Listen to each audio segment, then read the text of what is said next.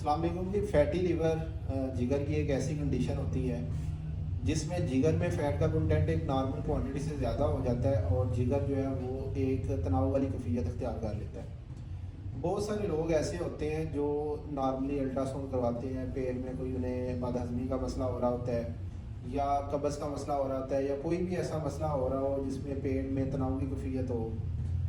बेचैनी उनको रहती हो, तो वो क्या करते हैं कि पेट की अल्ट्रासाउंड या तो किसी डॉक्टर की एडवाइस पे करवाते हैं या खुद से करवाते हैं। तो उनको इंसिडेंटली पता लगता है कि उनके जिगर में जो है ना वो चर्बी की मकदार ज़्यादा हो गई है और जिगर उनका बड़े साइज़ का हो गया है और इस कंडीशन को कहते हैं फैटी लीवर। अब फैटी लीवर से होता गया है कि जब लीवर में फ़ैट का कंटेंट एक नॉर्मल क्वांटिटी से ज़्यादा होता है तो जिगर में सोजश वाली जो है ना वो अलामात आना शुरू हो जाती हैं और जिगर का जो LFT लिवर फंक्शन टेस्ट होता है वो नॉर्मल आता है। उसमें जो लिवर एंजाइम्स होते हैं, जो ब्लड का टेस्ट होता है LFT, उसमें लिवर एंजाइम रेज आते हैं और बेसिकली ये इंडिकेट करता है कि जिगर में सोजश है। अब इशू ये है कि सोजश की वजह से जिगर में होता गया है, एक तो सोजश की वजह से जो जिगर के आम यूजुअल फंक्शन होते हैं ना वो मुतासर होते हैं। लीवर के मोर देन 500 फंक्शन होते हैं जो बॉडी को कंट्रोल कर रहा होता है। डिटॉक्सिफिकेशन होता है, उसमें बहुत सारी प्रोटीन सिंथेसिस हो रही होती है,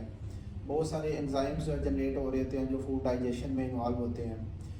तो क्या होता है कि जिगर की सोजश की वजह से वो सारा सिस्टम डिस्टर्ब हो जाता है और एक ऐसी लिमिट आती है, एक ऐसी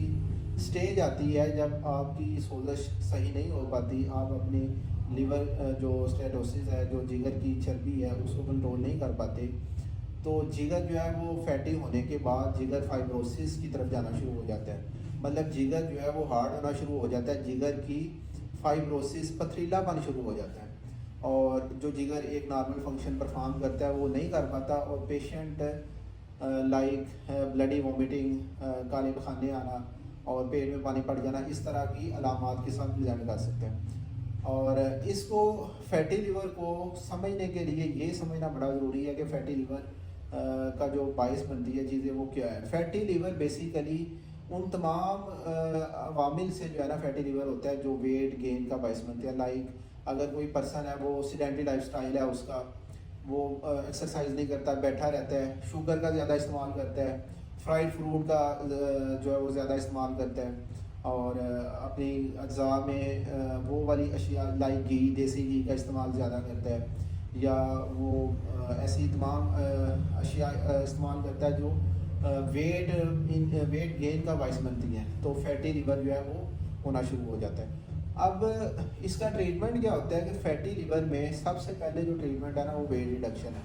अगर कोई पर्सन अपने वेट को कंट्रोल करता है, लाइक वो एक्सरसाइज करता है, वो अपने जो डाइटरी पैटर्न है लाइक फ्राइड फूड है या कोई जो है फास्ट फूड है या शुगर से बनी अज्जा है इनसे परहेज़ करता है या बेकिंग जो बेकरी की आइटम्स होती हैं इनसे इज्तनाब करता है,